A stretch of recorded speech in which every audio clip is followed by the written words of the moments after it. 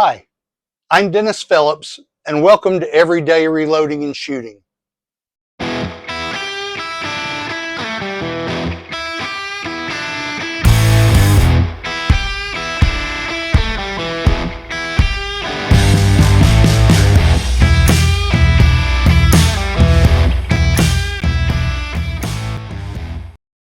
Alright, welcome back to the channel. Today I'm shooting my Tikka T3X 223 Remington mounted in an MDT Oryx chassis.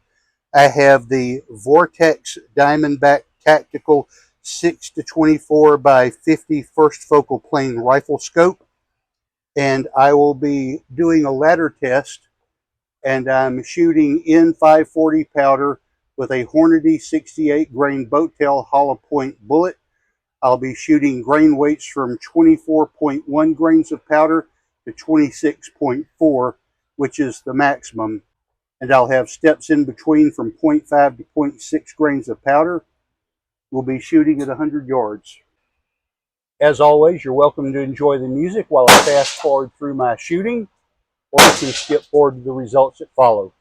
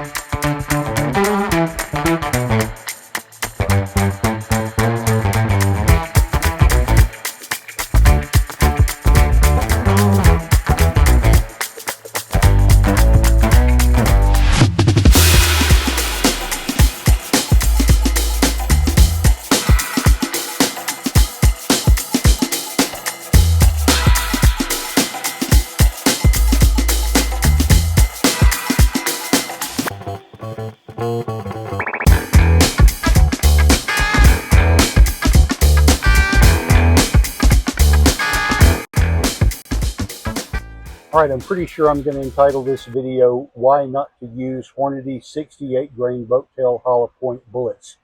I have a previous video, I'll put a link below, on why not to shoot Hornady 68 Boat Tail Hollow Point and CFE223.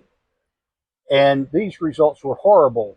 I'll show you a picture here of two groups that I shot last week, because you look at these targets and you may think, well, the guy just can't shoot. But here's proof here that I can. So let's bring these in and take a look.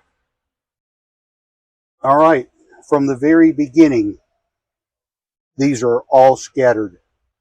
And look at group number 4. That's probably a good 4.5 or 5 inches from there to there. I had to bring these in and mark them because I didn't want to confuse that with these. I know I have these targets kind of close together, but normally I can expect a group like that even when they're not shooting very well. But these are just garbage. So anyway, I will take these home, measure them, and get back to you with the results. Stay tuned. All right, these are my results from the range today. First, let me mention in the description below, there's a link to a video that I posted last year entitled Why to Avoid CFE223 and Hornady 68 Grain Boat Tail Hollow Point Bullets. And these, for whatever reason, just do not shoot well. So I'm going to give you the results of each of these groups. I'm not bothering to measure these with the Hornady ballistics app because the mean radius and the area are really irrelevant because these groups were just so bad. And if you look at these, you might get the impression that maybe I just don't know how to shoot. But here's a couple of groups that I shot last week with this same powder, and a 55 grain VMAX bullet, and those shot very well. But the 68 grain boat tail hollow point bullet, I don't know if it's something in the manufacturing process. Maybe it's one of their bullet molds that they're using, but these just do not fly very well at all.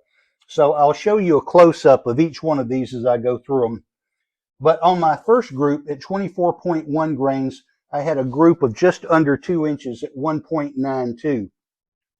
At 24.7 grains, we had an extreme spread of 2.73 inches. At 25.3 grains, I had an extreme spread of 3.03 inches.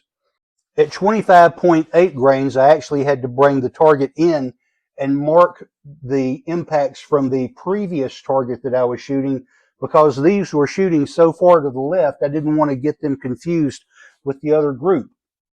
But at 25.8 grains, we're shooting an extreme spread of 4.29 inches. And at 26.4 grains, which is the max load, we are shooting 2.91 inches. So in that video that I referenced, why not to shoot CFE223 in the 68 grain boat tail hollow point, this was the target that I shot. And here's a close-up on some of these groups, and as the charge weights increased, they really got scattered. So we had groups, for example, at 2.68 inches. Here's one at 4.29 inches with one shot missing from that. It's probably off the paper somewhere. Here's a group at 2.77 inches. And my last group was at 3.48 inches with one shot missing from the target altogether. So it was probably below the actual target itself. So there's no telling what that group size actually was. So I always like to brag when I do well, but reloading and shooting is not just about finding out what works. It's also about finding out what doesn't work.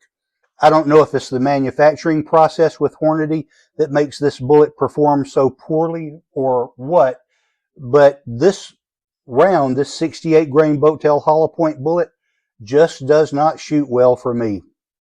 All right, so those are my results. I hope you found this information helpful. Maybe you've had a different result with this particular bullet. Maybe you found a load that works. Maybe it shoots well in your rifle. If so, please leave a comment below. I try to interact with everybody that comments. And I hope you will like, share, and subscribe. And as always, thanks for watching.